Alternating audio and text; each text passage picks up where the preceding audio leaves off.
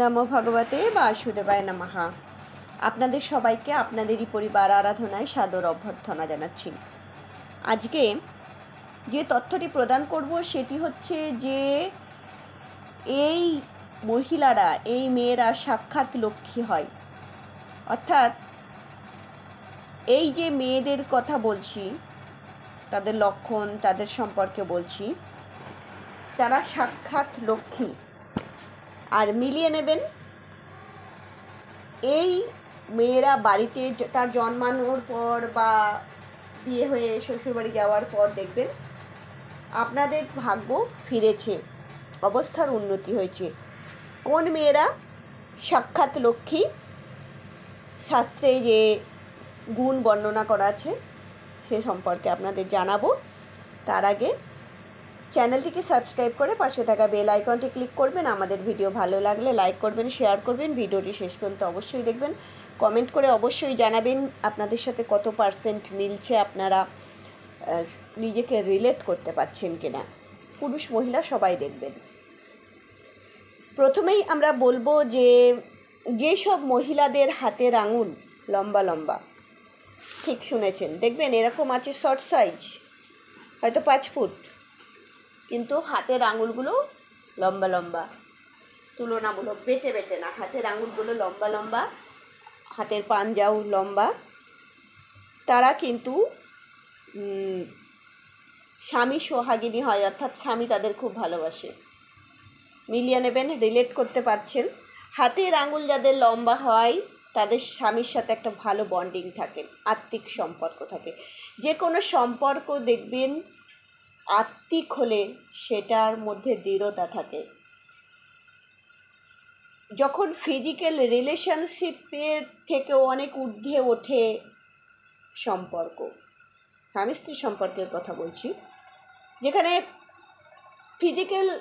Physical রিলেশনটাই কিন্তু priority নয়, main আকর্ষণের বস্তু নয়, একটা আত্মার বন্ধন তৈরি হয়। এরকম দেখতে পাওয়া যায় এই যে হাতের লম্বা লম্বা যাদের আঙ্গুল আছে সেই সব মেয়েদের ক্ষেত্রে। অর্থাৎ স্বামী যেন চোখে হারায়। এদের স্বামী, মানে যেই মহিলাদের এই যে হাতের লম্বা লম্বা আঙুল থাকে হাতের, এদের স্বামী ব্যবসা বা চাকরিতে উন্নতি করে। অর্থাৎ বিয়ের পর দেখতে পাওয়া যায় যে যে পজিশনে ছিল চাকরিতে, সেখান থেকে উন্নতি, বা ব্যবসাতে প্রচুর উন্নতি হয়, লাভ হয়। জীবনে এরা প্রচুর সুখ পায়। এই মহিলারা, এরা সুখী জীবনযাপন করে। যাদের কপালে ত্রিশূল থাকে, হ্যাঁ, যে মহিলাদের কপালে ত্রিশূল, সেটি প্যারালালি থাকতে পারে, অর্থাৎ সেটা লম্বালম্বি থাকতে পারে বা আড়াআড়ি, যেভাবেই থাকুক না কেন, কপালে যদি ত্রিশূলের চিহ্ন থাকে তাহলে তারা প্রচুর ধন সম্পত্তির মালিক হয়। এরা ভোলে বাবার আশীর্বাদ প্রাপ্ত হন এবং এরা যেখানে যাবে সেখানেই সুখ সৌভাগ্য সাথে নিয়ে যাবে। কোনো বন্ধুর সাথে মিশলে, বন্ধুর সাথে ভালো রিলেশন হলেও সে বন্ধুরও দেখতে পাওয়া যাবে যে সৌভাগ্য বৃদ্ধি হচ্ছে। অর্থাৎ সে যে রূপেই, বন্ধু রূপে, স্ত্রী রূপে, মেয়ে রূপে, প্রেমিকা রূপে, যেভাবেই যার জীবনে যাক না কেন, যে জায়গায় যাক না কেন, যে যেখানে পা ফেলবে সেখানে যেন মা লক্ষ্মীর আগমন হয়েছে, সেই জায়গাটা কি হবে, সেই জায়গাটা ধন ধান্যে পরিপূর্ণ হয়ে উঠবে, তাদের জীবন সুন্দর হয়ে উঠবে যাদের কপালে ত্রিশূলের চিহ্ন থাকে। এবং এরা প্রচুর ধন সম্পত্তির মালিক বা মালকিন হয়, অর্থাৎ নিজেও ভালো থাকে, অপরকেও ভালো রাখে। এরপরে বলবো, যেই সব মেয়েদের ঘাড় খুব লম্বা দেখবেন, লম্বা ঘাড়ের, বকের মতো লম্বা বলি না আমরা, বকের মতো লম্বা ঘাড়, সেই মহিলাদের যাদের ঘাড় খুব লম্বা, জানবেন এরা খুব ভাগ্যশালী। এদেরকে সবাই খুব ভালোবাসে, জনগণ ধন্য ধন্য করে। অর্থাৎ হয়তো এক গাদা লোক তার মাঝে আছে, সবাই তাকে কেন্দ্র করেই আছে, তার কথাই শুনছে, তার কথাই বলছে। একটা প্রিয়ভাজন ব্যাপার থাকে, সেই প্রিয়ভাজন হয়। এই তুই এতক্ষণ আসিসনি কেন, সভাটাই মাটি হয়ে গেল, তুই আসিসনি, ভালোই লাগছিল না তুই ছাড়া ফাঁকা ফাঁকা, এবারে না জমে যাবে। এরকম ধরনের হয় না, বন্ধু বান্ধবের এর একটা সার্কেলেও এরকম কথাবার্তা হয়, বা পরিবারেও তুই ছাড়া না সব ফ্যাকাসে ফ্যাকাসে লাগে। কিন্তু তুই এসে গেছিস মানে, বা হয়তো বলতেও পারছে না, কিন্তু একটা লোকপ্রিয়তা, জনপ্রিয়তা দেখতে পাওয়া যায়। এরা যে ঘরে যায় সেই ঘরেই খুশি এনে দেয়, সেই ঘরকে সুন্দর করে তোলে, সেই ঘরে সবাই সুখী একটা জীবনযাপন করে। অর্থাৎ এরাও কিন্তু খুব লক্ষ্মীমন্ত হয়ে থাকে। যাদের, যেই সব মহিলাদের পায়ের বুড়ো আঙুল গোল হয় এবং চওড়া হয়, যেসব মহিলাদের পায়ের এই যে বুড়ো আঙুল দেখছেন গোল আর চওড়া হয়, তারা সত্যি ভাগ্যবতী।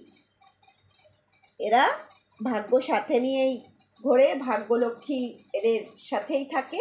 যে ঘরে যাবে সেই ঘরকে খুশির জোয়ারে তারা ভরিয়ে দেবে, সেই ঘরে ধনধান্য বেড়ে যাবে, সেই ঘরের সামাজিক, পারিবারিক, রাজনৈতিক, সাংসারিক একটা সুন্দর বাতাবরণ তৈরি হবে, খুশির একটা ইমেজ থাকবে। দেখুন, সুখ, শান্তি, এগুলো অনেক বড় ব্যাপার। শান্তি তো, সুখ আছে, শান্তি নেই, শান্তি হচ্ছে সব থেকে বেশি।